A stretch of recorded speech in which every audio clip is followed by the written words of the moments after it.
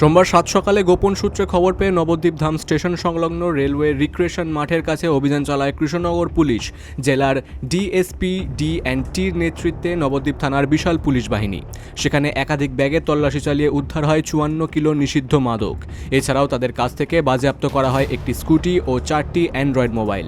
পাশাপাশি জলপাইগুড়ি ও নবদ্বীপের বাসিন্দা 2 মহিলা সহ 4 জনকে মাদক পাচারের অভিযোগে গ্রেফতার করে নবদ্বীপ থানার পুলিশ।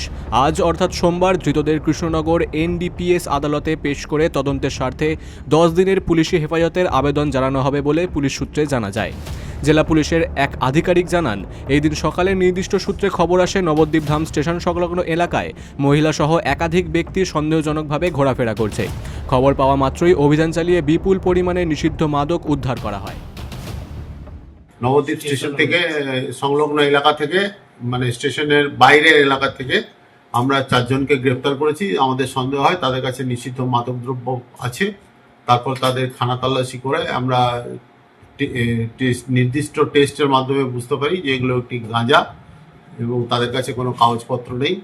যাদেরকে ধরা হয়েছে তার নাম হচ্ছে কাশীনাথ পাল, বাড়ি নবদ্বীপ; গণেশ মজুমদার, বাড়ি নবদ্বীপ; গৌরী সরকার, বাড়ি জলপাইগুড়ি; আর দেবী রায়, বাড়ি জলপাইগুড়ি। দুজনেরই বাড়ি, একজনের বাড়ি জলপাইগুড়ি থানা, আরেকটা হচ্ছে ভক্তিনগর থানা।